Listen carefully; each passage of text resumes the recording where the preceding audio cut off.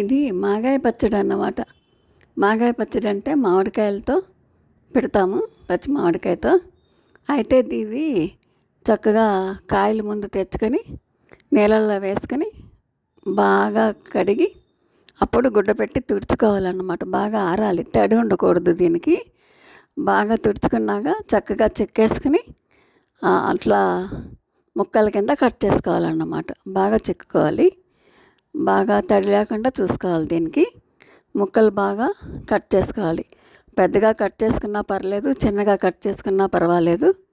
అది కట్ చేసుకుని గ్లాసు ఉప్పు వేసి, నేను 10 కాయలు తీసుకున్నా, 10 కాయలకి 1 గ్లాసుడు ఉప్పు వేసి బాగా కలుపుకొని ఒక డబ్బాలో పెట్టుకోవాలన్నమాట.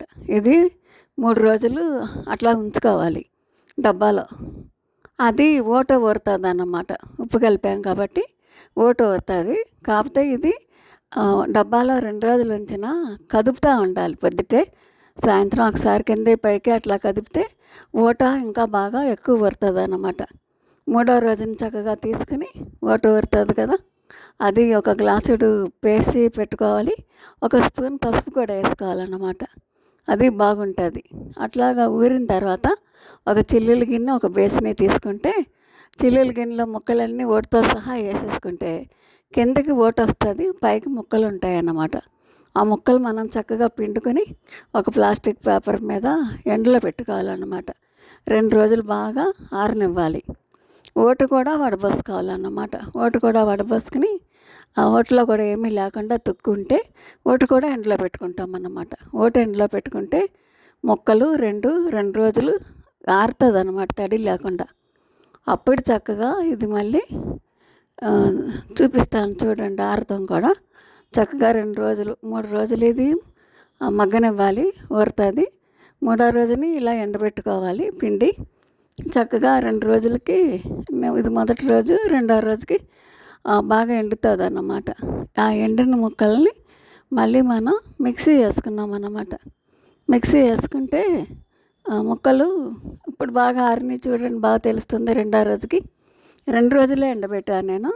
మరీ ఎక్కువ ఎండబెడితే బాగా ఎర్రగెండిపోయినాయి అంటే ఓట్లో వేస్తే ఓటు సరిపోదు. కానీ ఓటు సరిపోకపోయినా 1 గ్లాసుడు నీళ్ళు బాగా మరగబెట్టి పోసుకోవచ్చు. కాకపోతే నేను దీంట్లో ఏం పోయలేదు, మాకు సరిపోయింది. అట్లాగా ముక్కలు కొంచెం పెద్దగా చీరా కదా, అలా మిక్సీ వేసుకోవచ్చు అన్నమాట. చిన్నగాని అలా మిక్సీ వేసుకుని ఓట్లో కలిపేసుకుంటే అప్పుడు మళ్ళీ ముక్కలు ఓటని పీల్చుకుంటుంది అన్నమాట.